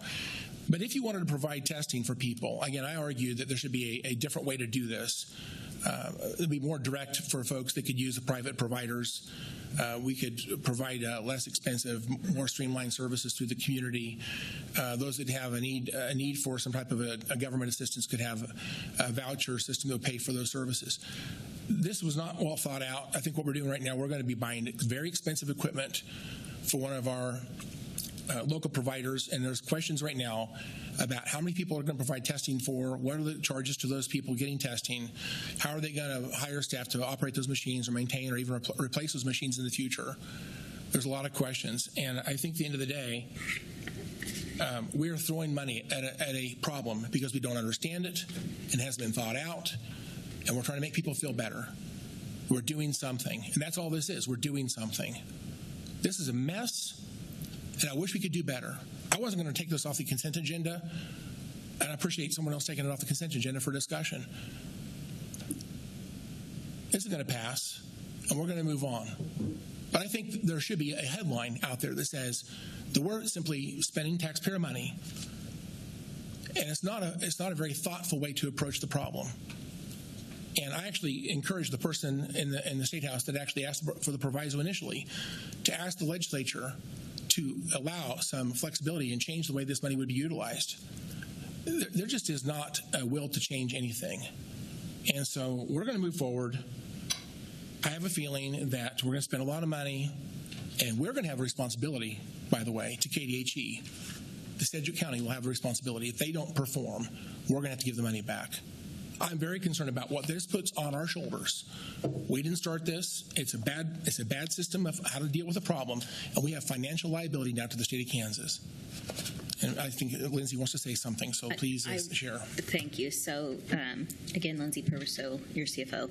So, Commissioner, I want to ease your mind a bit. On page 108 of your backup materials, there is a section 10 that is between us and KHF, and it states that if KDHE does exercise their right to recoup funds, then we do have the ability at the county to turn around and request those funds back from KHF. So we are able to essentially, I'm gonna use a legal term of art that's not really right in this case, but indemnify ourselves from that by recouping those funds back from KHF. And then in terms of documentation, we have submitted also as backup materials, if you care, page 120 and 121 shows the specific reporting forms that have been provided to KHF that they will be used to provide as a part of that quarterly information. It will speak to specifically how they're spending those funds. You'll also note elsewhere in the agreement there are actually stipulations that say we highly encourage that there be a sustainable funding path if KHF does decide to award these funds for equipment, that those folks do have, whoever's receiving those funds, that there's, number one, no expectation that there be any replacement done by Sedgwick County or any of the partners involved in this, but also that they have a sustainable path forward. They will pay for the staff. Well, we'll pay for training for the staff. They'll have to provide the staff to actually operate those pieces of equipment. So we have heard the concerns that the commission has said, and I think Justin has worked carefully with the council that he's dealt with to try and cover those things in the agreement as much as possible. That provides some additional information, which I appreciate. Thank you for sharing that. But I guess my concern is still valid. We don't have any control on some of those details. And again, I think there should be a concern that we ought to understand exactly what is the plan on how they're going to operate, maintain, calibrate, and ultimately replace this equipment. By the way, I talked to Dr. Abla earlier. There's all kinds of different tests that could be performed. They're probably talking about buying a couple of machines to do specific tests, but that doesn't cover all the types of testing that could be done. So again, I think it's misguided because the proviso encourages treatment and other types of testing, whereas I don't know that we can do that when you're buying MRI machines or whatever it is they're doing. So. Well, I do want to clarify, there is no provision for treatment in any of the funding that was awarded by the state. It is testing and for testing purposes only. I think that's been something that we've talked about as a concern from the get-go. But there are provisions in here also that we also encourage them to do direct testing. That's on page 107. So we are trying to cover your concerns. I will tell you, I did not parse the words, but I would tell you through a very long conversation with the chairman I had with Dr. Abla, she talked about treatment and how expensive treatment can become if you find a case that may be related to groundwater, that it could get up into $100,000 or more. So she did talk about treatment. And so one of my concerns was, are we focused on testing or treatment as well? And she was very sure that treatment was part of the intent of this entire program. So, again, I don't know where that would be in the language here, but I've done my best to catch up to everything. And again, I wish that if there is a reporting requirement that the county is going to be responsible to report to the state. Again, providing the funding is one thing, but then being responsible is entirely different. I would have rather just provided the funding and then back away and let someone else be responsible. We shouldn't have to be the one that the state's going to look to provide information to them. And hopefully, again, if it assumes that we have to go claw back the money from KHF, but the state's going to demand some money, we're going to pay up, then go after our replenishment from KHF if we're successful. So I don't like this. I think that this is problematic for lots of reasons. I hope I made my point. We're going to do this because it feels good. People feel like we're doing something. We're trying to address the problem. It wasn't a very thoughtful approach to do this. I think there's a lot of problems with what we're doing today. We could have done this better through legislation that would be not a proviso in a budget bill. This was not thought out, to my personal opinion. In fact, I'll go back a little bit further and say I don't know that some of the people in the State House were saying that there was commitments from the county to partner with the state that caused the proviso to happen. I would actually argue that did not happen. We did not have an agreement with anybody in the legislature to do this. We didn't have any pressure to do this until that budget was passed and signed by the governor. And then it came to us with expectations we're going to perform. That's not the way we should do this. We have partners at the state. We should treat them with respect and vice versa. This was done by pressuring the legislature to do something. Once again, it was political, it was pressure, and they put it in the budget bill just to get this behind them. And my opinion is, we're going to do this. This is not going to solve the problem. We need to solve the problem. This is not the answer. And it's not just this site, but there's other sites as well. This is a Band-Aid to a bigger problem, and this is not the right answer. We should have done this. We should have done this better. Again, with this vote, we're going to put this behind us. It's going to be, great that we did something. I promise you, this is not gone. It will come back, because this is a Band-Aid. This is not really solving the problem. Thank you, Mr. Chairman. I'll be glad to vote for this. If I can make a motion, we approve item I. Okay. Tom, any? Well, I just want to.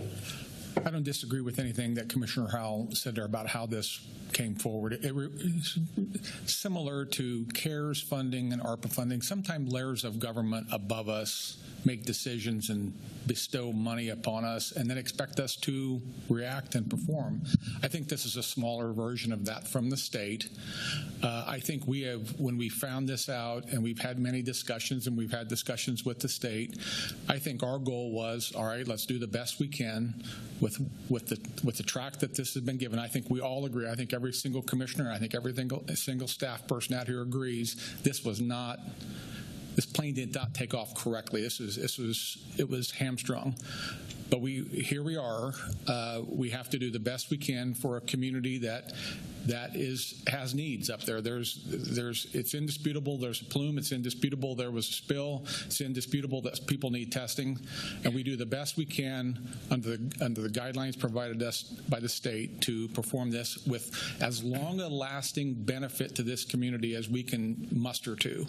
And that is, you're correct, Commissioner. It is more than just how many people can walk in a door and test. If we can bolster FQHCs so that they can perform their services better, I think that's a win for this community. And that's really all we're trying to get to right now, and meet the requirements of the state, which is provide and allow testing for anyone who is in this area, plume or zip code, that they can come in and get tested. And I think that's what we're trying to provide here. So I don't disagree. I agree with everything you say about how this took off.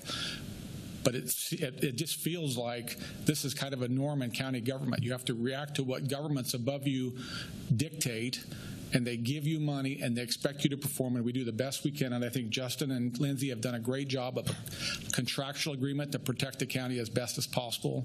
I think Kansas Health Foundation is a good partner. There is a committee of people who will work with Kansas Health Foundation. Chairman is on that committee. So we'll have eyes on this from a number of different ways, and we do the best we can to move forward, sir. Mr. Manager, I do see your point. However, I would like to point out that ARPA and CARES money was offered to the county. We didn't have to take it, and again, it was there to help us, and there was a lot of latitude on how to spend that money in numerous ways. It gave us a lot of freedom on making decisions locally and how to receive and spend those dollars to address the issues of the county. And I appreciate the offer, and I think every government body that took money appreciated the assistance at the time. I would argue that the mental health hospital we're going to celebrate today at noon, the groundbreaking today, is a great example of how a partnership and how a communication should work. Very thoughtful, very meticulous, lots of details to determine a great solution for the entire community and really this part of the entire state.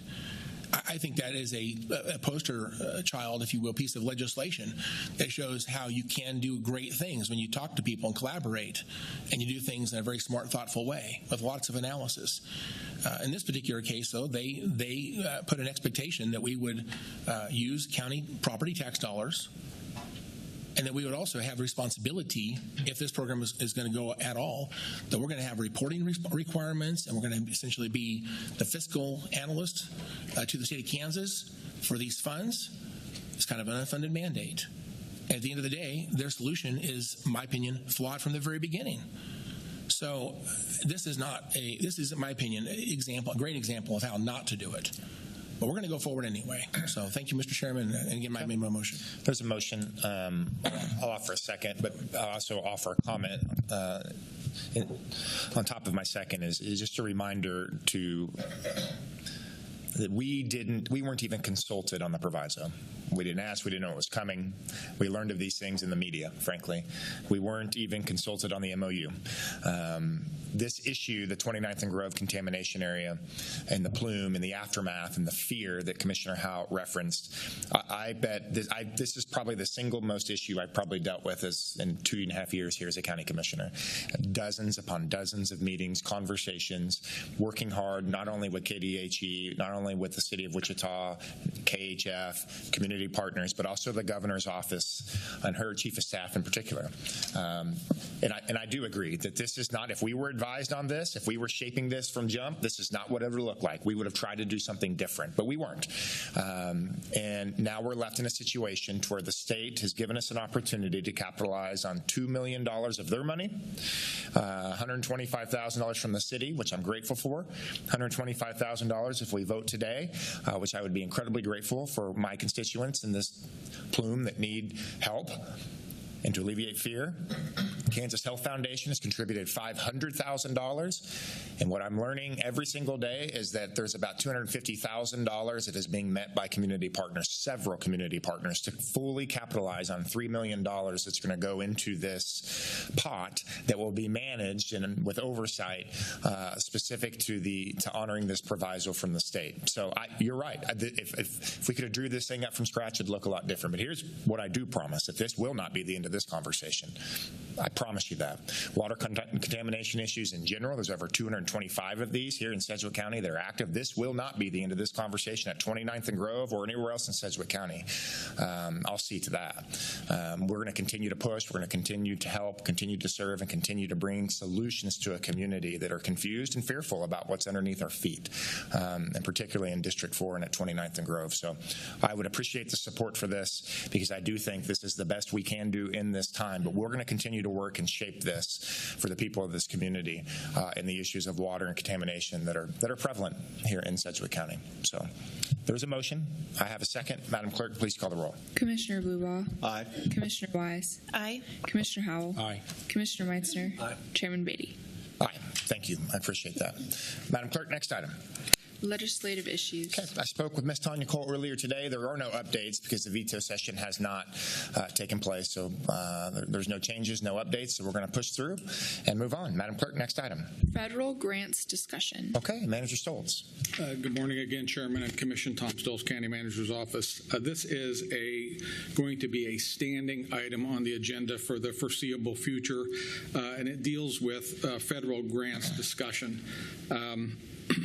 As the commission knows, I think most of the public is aware, we have in an average year over the last 10 years, about a $10 million reliance on federal grants coming into the county to perform services and functions for the people of Sedgwick County. About 3/4 of this federal money flows into human services, which is ComCare, the Health Department, and the Department of Aging. But there are several hundreds of thousands of dollars that flow into public safety entities as well. Almost all public safety entities within Sedgwick County are touched by federal grants. We all know what's going on nationally right now. There is a look at reducing, deferring, or canceling some of these grants flowing down to local governments. And I will say that it is inconsistent how the information is getting to us. Some grants are being terminated, some grants are being deferred, and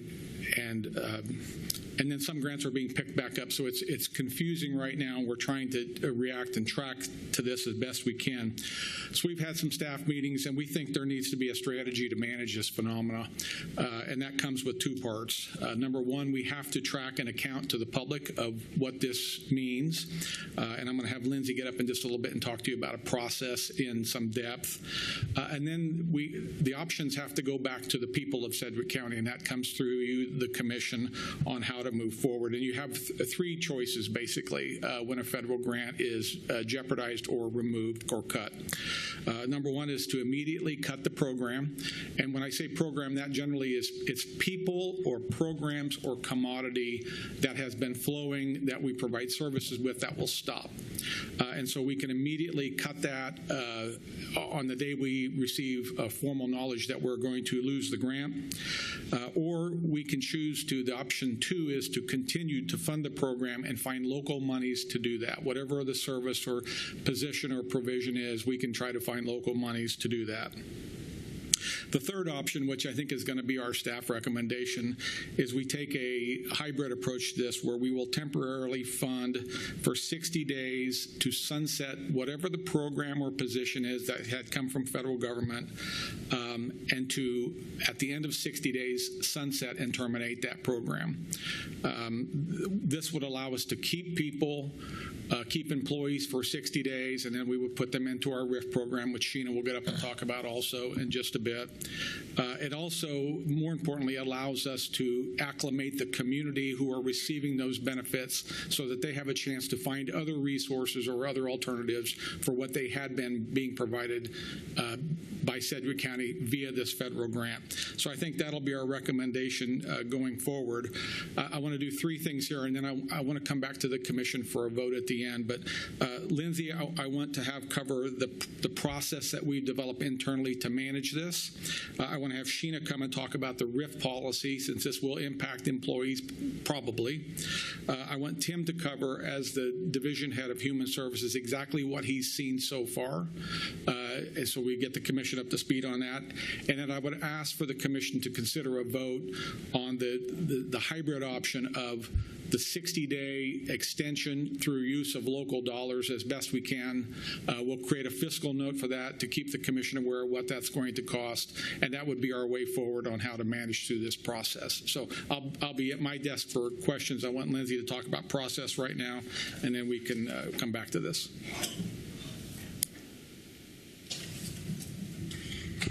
Hello again, commissioners. So I do know you have some time pressure, so I'll try and cover this quickly but in depth.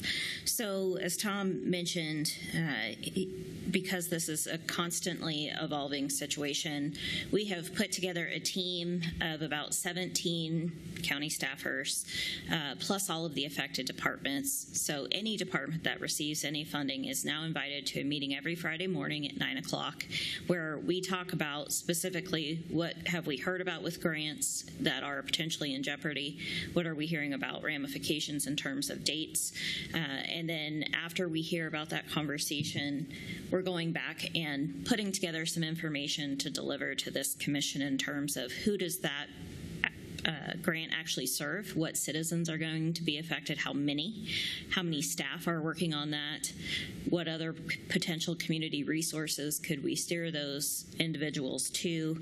So that's part one of this. Part two of this is also you're going to receive our audit report here within a month or so. And in that audit report, because we receive more than $750,000 every year in federal funds, we have to do what's called a CFO, or a Schedule of Expenditure of Federal Awards. And so that lists every program that we receive from which federal agency. And it helps us understand, even if we're getting pass-through money from the state, if it's originated at the federal level, we know every single program, every dollar. So we are going to use that updated document. It's in the final stages of being prepared now, and that will be used as a risk assessment. And so I know NACO had sent out some information last week about some of the information they're hearing. Obviously, we have our federal lobbyist who is keeping us apprised of things in a lot of professional organizations. So we will use that information and work with departments to do a risk assessment, and then begin trying to be proactive as opposed to reactive, which we are right now, so that we know which ones are likely to be cut, what those likely financial ramifications are, so that we can present that to you and try to be more prepared as we go through this process. So there will be a lot of staff involved in this. Every stakeholder who receives any federal dollars, we want at the table. So, and we'll keep you updated every Wednesday. Okay. Sheena? Thank you, Lindsay. Good morning, Sheena Schmutz, Chief Human Resources Officer. As Tom mentioned, with the elimination of grants, often that comes affecting employees. And so we have to understand how we are going to manage those employees and what are we going to do with those positions. We do have a policy. It is called reduction in force. And so when there is a change in funding and we're no longer going to have that program, we also then have to remove the employees with that. Once that RIF policy goes into place, these positions are taken off the staffing table. And by policy, a department cannot ask for those positions back for another 12 months. In addition, we look at the positions that are being RIF'd, if you will, and we make sure that there is no adverse impact on employees. Our typical or standard package that we have offered employees in the past is 4 weeks of paid salary and 2 months of insurance. We also have other programs through HR that we offer our employees. Some of those are Impact. We also have a recruiter that we work with employees to help find them other jobs within the organization. So again, we know it's a very hard time for employees, and we take that into consideration and deal with it very delicately. Any questions on the REF process? Okay. Reduction in force. This is a policy here within the county.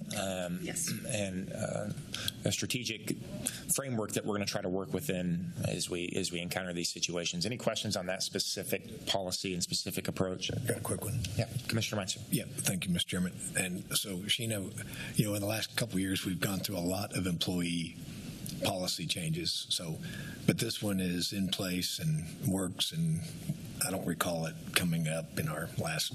I mean, there's no need to review the RIF policy, is what I'm trying to say, in your opinion. That's correct. Okay. And again, I talk about what our standard RIF package is, and that's what we've just traditionally done. And again, anytime that impacts an employee, we look at when that work would stop being performed, and then that's how we determine what the 4 weeks of pay and 2 weeks of insurance are. So we make sure it coordinates through the pay periods. So what we're considering today would be approving something that's not necessarily follows the RIF policy exactly, but it's just for the end of grant program funding. I believe what Tom was proposing is that there would be 60 days to kind of close out the program, and then the RIF package would be in addition to that 60 days. Okay. Thanks for clarifying. That's helpful. For clarity for the public, and I want to make sure you can just approve this with a nod, Tom, Lindsay, Justin, Sheena, or not. There are federal grants that we are losing or being reduced in a significant level.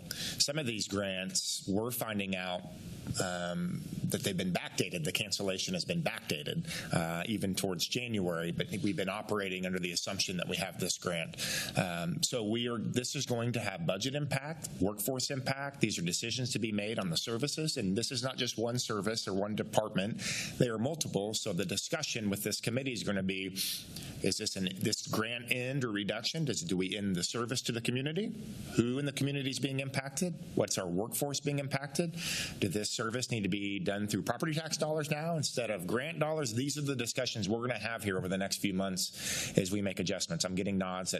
That's correct. And what we'll be asking for today is a 60-day time period to analyze all. Okay. And I want it to be very clear to the 3,000 employees that work for Sedgwick County government that we're not sure yet what some of these impacts are going to be, but we're going to take due diligence and make sure that not only is the analysis on the impact to the community, but also the impact to our workforce and our employees. That is priority here. We've worked really, really hard to stabilize workforce here, and every decision on these grants and these programs are going to be made with the same amount of intentionality and compassion to our workforce. This is important to us. So I'm grateful. Thank you for putting together a program kind of on the fly. It feels like we're having to be reactive, which understandable. There's a lot of changes coming. We understand that. So I appreciate that, and please keep us in the loop. I'm grateful this is going to be a standing item moving forward on grant discussion, because there will be significant impact here at the county, and we're going to make sure that we're handling this appropriately. Commissioner Blubaugh. Thank you very much, Chairman. Question for the manager here. And you may have said this, but if we're going to approve to 60 days, maybe it's longer if it was backdated. Whenever, are we going to make a cut somewhere else, or how are we going to do that? There's two ways, and I'll have Lindsay chime in on this too. There's two ways to pay for something. It's either going to be going into contingency general fund, or in ComCare's case, and we have an example now where a ComCare program was cut. They have revenue stream from in the ComCare fund that they could prop that up. But everything else, all the other departments will rely on general fund expenditures. So we have contingency for that. I'll let Lindsay answer if that's her plan going forward, because there'll be a fiscal note to this. Okay, and just so on the weekly updates, will we kind of get a look at that so we're not just handed a big bill, and trying to figure it out later? Yes, so I'm happy to get into those details. What we are planning to do is establish a new program, essentially a new fund center that will live within the Division of Finance, and as those grants end and we're picking up those costs for those 60 days, all of those costs will be assigned to that program in the general fund. So the source of that budget authority will be contingency. But this is actually where ending ARPA helped us. Remember, we were able to reimburse ourselves $32 million for sheriff wages and expenses in 2024. So, and while we do have plans of how we would like to use those funds, we actually can use, I think it's a little bit of karma, we have those funds that we could use for this one-time spending as we allow that transition to occur for our employees, and also to make sure that those citizens who are going to be affected by the reduction have a way to hopefully find another source of that service. And then what we have is a template that has been developed that takes all of the FTEs, the contractual budget, the commodity budget for that program. It lists it out on an annualized basis, and then there are formulas already built in that will take 90 days of that personnel cost, 120 days of the benefit cost, so that we can come to you each week for each grant program and tell you specifically what that dollar impact is expected to be. Okay. I appreciate the proactiveness of all the departments. And just one more thing on communication. So every Wednesday, this will be on the agenda. You'll have a touch point. We will report more extensively at the end of each quarter. So on June 30, Q2 of 2025, we will give you a more summarized report with fiscal note attached. And then we'll have I would imagine at the end of the year, we'll have an annual report for you as well. And we'll continue that as long as we have to get through this. Okay. Thank you. Okay. Any other questions or comments here? Okay. Deputy County Manager Tim Coffin. Good morning, Commissioners. I'm going to talk about two things that we do know. Okay, There's a lot of stuff that's not known, but we do have two instances where we know what is changing. And ComCare is the first example, and these are both tied to ARPA funds that have been passed through the state down to ComCare and to the Health Department. With the ComCare grant, there is a new service level called first episode psychosis. And so it's a treatment modality to catch people as they first experience, oftentimes it's schizophrenia that enters a person's life around the age of 18 to 24, somewhere in there. Now science says that if you treat that first episode intensely, you're going to have better outcomes over the lifetime. And so ComCare applied for a grant and received it to implement a first episode psychosis program funded for staff. And we've been doing that since June of 2024. The original grant was $331,000 roughly. They've expended about $214,000. There's $116,000 that has been unexpended in this grant period.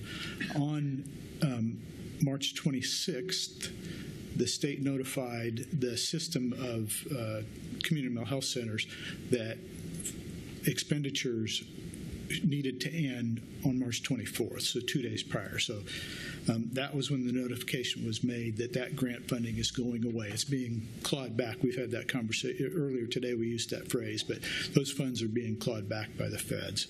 And again, 4 positions were funded, but ComCare does generate the vast majority of the revenue that comes into the department is earned revenue for services they provide. And so it's unrestricted.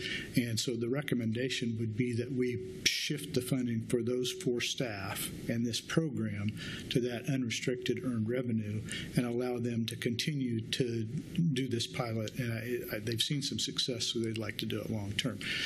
Billable activities, one of the reasons that startup grants happen is because it takes a while to identify staff, get your positions filled, and get the billing process rolling. And so that would be a recommendation to you for that particular program. The Health Department, a little bit different. They traditionally receive grant funding from KDHE related to immunization and prevention, and there was additional ARPA funding that was made available to the state, who then made it available to the locals, and this is a supplemental grant for that. And so there had been staff paid for in that grant, and there were some commodities and expenditures that are related to that grant. That was scheduled to end in September of this year. And so as positions have become vacant, we've not refilled them, knowing that the time horizon was pretty short and this was supplemental funding. There is one expenditure, there's about $110,000 left in that grant that would be clawed back.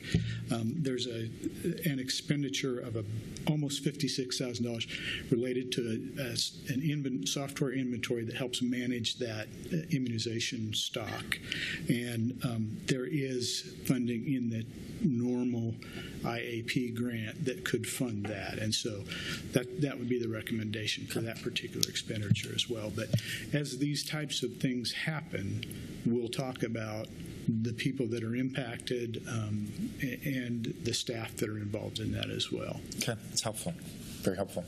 Any questions for Tim on that, these two specific? Okay, we're going to continue on these discussions, and your committee is meeting now, correct? Every Friday. Okay. Well, there was a request to make an approval of this approach. Since we have federal grants discussion on the agenda, I don't think we need an off-agenda item. Correct, Justin? That's correct, Chairman. Okay. So I think I have an understanding of what's being asked. So I'm going to make a motion, and if this motion doesn't hit it, we'll try again. So I move to approve that the administration of the RIF policy, that the board authorizes staff to authorize a 60-day sunset in the matter if the matter arises due to federal grant challenges. Second. I have a question. Okay, we have a motion, a second. Commissioner Meister. I have a second. My question, I did second that, but my clarification is, so just like in the case what Tim just showed us, are we just going to be, this will give the authority to go forward. We will not be voting on individual grant cuts, and I mean, it could come to the sheriff's department or that's correct. This would be the overarching how we're going to handle this going forward. Yes. Okay. All right. So that's very sound to me. So Agreed. I agree with the second. Okay. We have a strategy. We have a motion. We have a second. Madam Clerk, please call the roll. Commissioner Blueball. Aye. Commissioner Wise. Aye. Commissioner Howell. Aye. Commissioner Meitzner. Aye. Chairman Beatty. Aye. Okay. Thank you. Appreciate the work. Madam Clerk, next item. Committee reports. Okay, Commissioners, any committee reports you'd like to share with the public? Okay. Seeing none. Next item, please. Other. Anything under other? You have a groundbreaking coming up. Yeah, I would just say that all we have today outside of an executive session that'll be coming is that we are having the groundbreaking for the Regional Mental Health Hospital. This is a significant project, altogether over $100 million project, 104 beds, and we're going to make comment to this, and there will be comments of this at the reception for the groundbreaking, but I think there's a lot of special thanks that need to be given to the community and the community partners that have made this happen. First and foremost, the leadership from the county got out in front and saw a need and saw a gap, and it was the county that made the plea to the state that this is needed here. And I'm grateful that the state took the call and the state put things in motion to get this to happen. But there's leadership from the commission, this commission and the previous commission, and commissioners that worked very hard on this. I'd also like to publicly thank our sheriff, Jeff Easter, who was out in front of this from jump. And his jail is going to be a big recipient and benefactor of a new hospital here. And, it's not uncommon to see 20, 25 people sitting in the jail waiting for a mental health evaluation just so they can stand trial. And some of them have been there upwards of a year and a half. So this is significant not only for the jail, but it's significant for the taxpayers of Sedgwick County, but it's significant for the people that need due process and for the people and the families that are in crisis. So this is significant to our health partners, particularly our hospitals that are being inundated with people that need acute treatment, specialized treatment and care. They need this in a big way, and we thank them for the work they do in this community. It's big work. I thank the Mental Health and Substance Abuse Coalition that got out in front of this a few years ago and really advocated for this. I'd like to thank ComCare, Joan Tammany and her staff that's in the trenches in this, and feel sometimes I'm certain people that are in the trenches and on the front lines feel undervalued and underappreciated. And I want them to know that today's a day that their advocacy is paid off, that this is coming in a big way. So today's a day of celebration. We're going to go cut this ribbon, and we do ribbon cutting stuff all the time, but this has a little different feel to it because this is a significant thing for this community, and we stood in the gap and advocated for something, and progress happens today.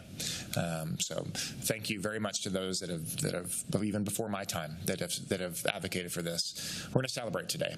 I'd also like to thank Tanya Cole and her staff, the facility staff. I don't think people understand exactly all that goes into facilities and all that goes in with the agreements and the RFPs with Joe Thomas and his department and all the collaboration that has to happen and will continue to happen. So Tanya, thank you to you and your staff, Andrew Diltz, and everyone that works in this capacity. So we're going to go celebrate here in about an hour and a half. We'll be celebrating, and I'll try not to dump from the shovel dirt onto Commissioner Meitzner's shoes. I'll do my best. Anything else under other? Okay, seeing none.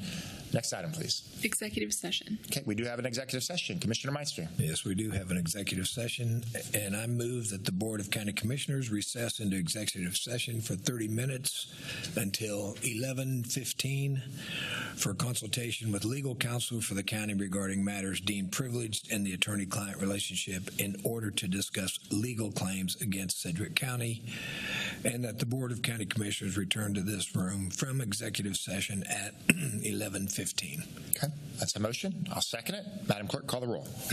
Commissioner Blueball. Aye. Commissioner Wise. Aye. Commissioner Howell. Aye. Commissioner Meitzner. Aye. Chairman Beatty. Aye. Okay.